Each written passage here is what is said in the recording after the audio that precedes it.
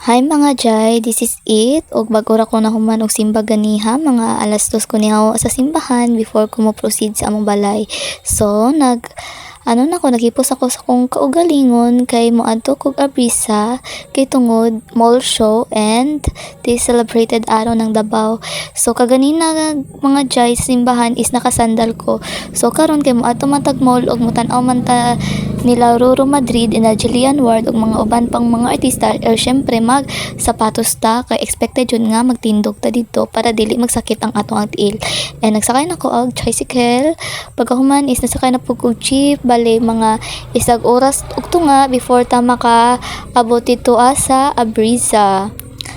And mas may pod nga paspas ra mo drive si kuya and now nakaabot na jud ko diri sa Abrisa Mall and pasulod na ko dito nindot kayo ang ilahang view mga Jai and nagpaspas sa pugog lakaw kay init kaayo and wala kaayo ko nagapanghipos ako ang self tanawa kaayo haggard kaayo ko pero okay lang at least nakaadto jud taman og mao na sila ang naakaron sa usa ka event sa Kapuso Fiesta. So na moabot na ko madto na ko dito sa venue wala pa day kaayo so medyo gamay-gamay pa and dili pa kayo as in daghang mga tao so nara ko diri asa guys tindogs pero abi nako ganiha guys na ay bayad if mosulod ka dito asa sulod og dapit sa stage pero thank you Lord jud kaayo no nga nakapabor jud ko makasulod guys mga Jai kay abi nako lang libre naibayad pero libre lang di ay pero salamat kaayo nga nakapabor jud ko nga makasulod and unexpected kaayo nga makaabot jud ko unya sa atubangan so kana guys is naa sila'y pag-gaming na bale ang ilahang game as MX3 product mugdula sila og sakit mo arte mo so mao na ang ilahang game mechanics and mao na naay usa ka guest nga reporter sa 1 minute daw og siya si RJ De La Torre na sila'y padula mga Jai nakalimot na ko kung unsa na ilang padula so now murag nanapoy another game. And excited na jud ang mga tao na makakita nila Dr. Annalyn. Syempre basta artista, kinahanglan jud ato excited ta. And unexpected jud kaayo mga Jai nga nakaabot ta jud ko sa atubangan. So mao na sila mga Jai, mga dance groups. And after nana jud siya guys. Og unang mugawas kay si Harry. Nakalimot ko ay ang pangalan di ay ni Harry in real life kay si Rahil pero gwapo in fairness gwapo jud di ay si Harry sa personal ug si Harry is usa siya ka anak ni Doc Carlos ingana gwapo jud siya sa personal and maybe murag na ay pagka half si Harry version half Arabian and tangos kay siya ilong and very very attractive syempre tao raman jud ta kabalo jud ta mo describe sa usa ka tao and usa pa ang mga artista is binuhat pud na sila sa Ginoo so for now swerte kaayo si Ate Girl na sila'y makauban sa game ni Harry. Ang pagabuhaton lang daw nila is kiss the t-shirt. Lain pud kaayo nga moapil-apil pud ko dira makasaban kong pastor. Mas may pamutan-aw lang ko kay mag-lipstick pud ba yan no ug dili pud pwede sa amo ang mag-lipstick. And mao na ilang pag-gaming pero malingaw jud ko mo-tan-aw ani sila ha guys og very very lucky and blessed ni Ate Girl kay siya'y nabunutan na maka-collab og artista sa maani og maka-uban sa game. And wow, enjoy na enjoy kayo sila and now is next si Ate Girl. Grabe jud ka cool ba ni Ate Girl pero lipay kaayo siya kay nakita na jud ang iyahang idol lahi ra jud basta idol, ma-inspire jud ka. Enjoy na enjoy kay sila sa padula. And bahalag madaog man or mapildi day, at least nakauban jud na nila si Harry. And sa sunod, ang next kay si Kim, si Jillian Ward, si Doktora Annalyn, basta si Doktora Annalyn nagani, grabe jud ang kadasig sa mga tao, hala, mangguot jud, bahalag magkinaunsa, basta lagi nga makita lang jud si Jillian Ward, para makapapicture, magpalumbaanay, pero honestly mga jay, ako na lang dyan ni-adjust, kipaubaya na dyan ako akong kaugalingon sa akong katapad, instead nga ako unta mo por sure nga magpa-picture, ako na lang hatag sa iyaha. Ang tumong na lang dyan is maka-video lang ko, o makagunit lang dyan ko sa kamot ni Doktora Annalyn, pais na dyan na sa ako, mao dyan nang ginaingon na literal abot kamay na pangarap. It means naabot na dyan ako ang kamay ni Doktora Annalyn.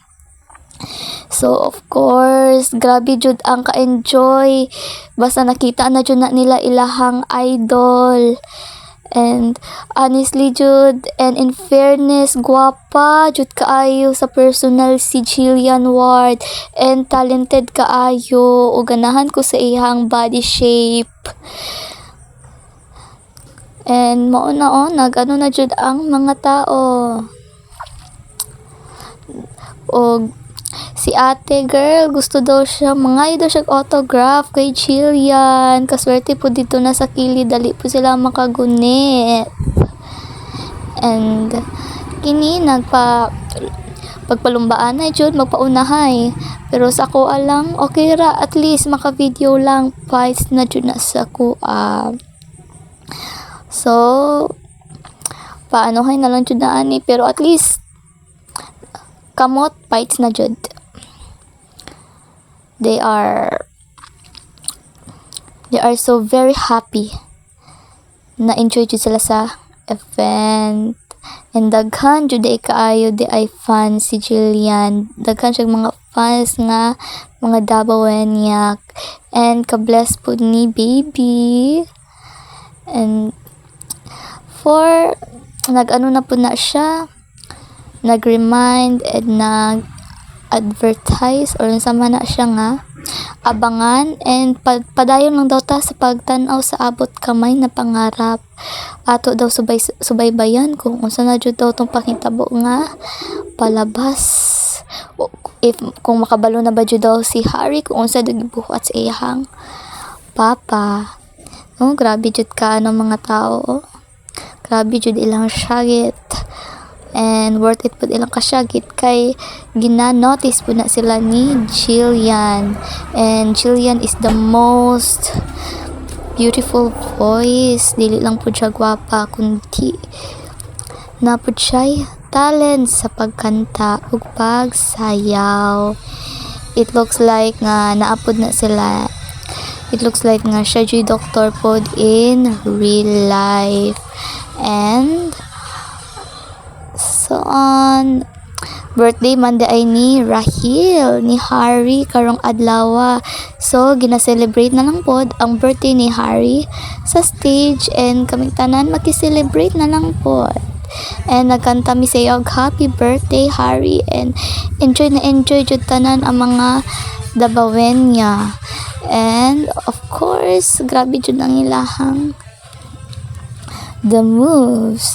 O nag-birthday wish po si Harry, and sa ilang duha bagay jud silang duha ni Jillian, and murag sila na jud ang maging soulmate, and na jud sila chemistry nga duha. And kitrapo jud niya ang singot ni Jillian, and grabe jud ang iyahang pagpasalamat sa amo og sa ato kay tungod every time daw ta nagka-support sa ilahang teleserye. So now daga na dyan nagpa-autograph kay Jillian, nagpahatag sa ilahang, nagpa-fan sign rather. And So next mao na pud ni si Kim Perez kauban ni Roro Madrid. Kauban siya ni Roro Madrid sa Black Rider. Dili pa kay ko ka-familiar ani nga artista, guys. Mga jay, pero pag nakakita ko aning gwapo pud siya and maitsura siya and nice ang iyahang appeal and nakapaboard po ko mga jay na nakagunit po ko sa iyahang kamot. In fairness po kaayo and cute po kaayo siya nga guy and very mahinhin and ano lang po kaayo siya kanang ano kayo siya ba kalma and very ano kayo siya sa mga fans niya.